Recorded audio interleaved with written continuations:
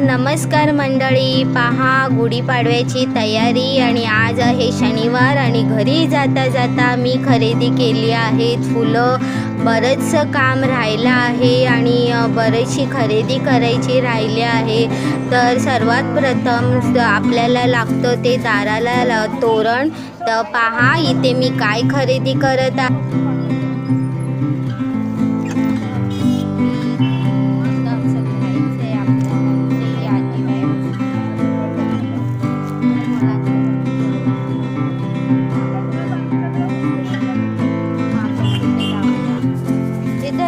बारक्याला धर, हातातून घे थैली. एक हातातली गच्च झाली. एक हातात. तर मंडळी हातातलं एक थैली मुलाच्या हातात दिली आणि आता आम्ही डायरेक्ट पोचलो किराणा माल भरण्यासाठी. गुढीपाडव्याला जे आपल्याला चण्याची डाळ, गूळ वगैरे म्हणजे उद्याच्या तयारीसाठी आम्ही पोचलो खरेदीसाठी. अच्छा, हे घ्यायचं आहे. बघूया काय वस्तू आहे त्याच्यामध्ये. घ्यायचं आहे तुला? मला घ्यायचं आहे ना. पेन आहे, पेन्सिल आहे आणि हे इरेजर आहे.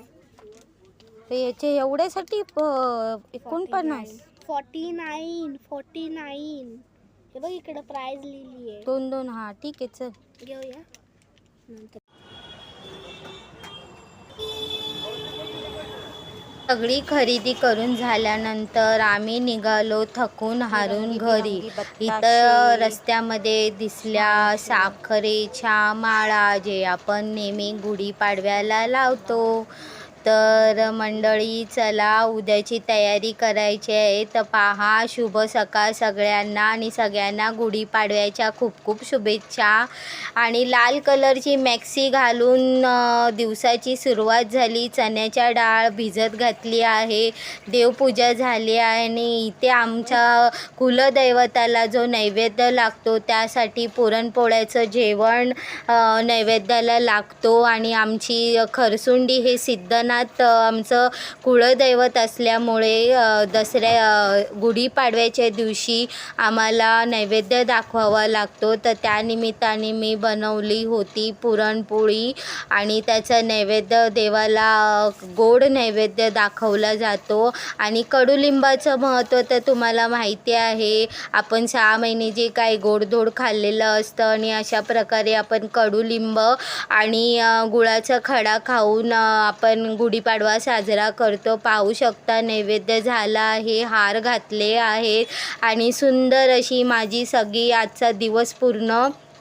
घरच्या जेवणामध्येच गेला आहे. इथे पाहू शकता सुंठ आणि वेलचीची पावडर जी मला चण्याच्या डाळीत टाकायची आहे आणि इथे गुळाचा खडा आपला पुरणपोळीसाठी वाटत आहे.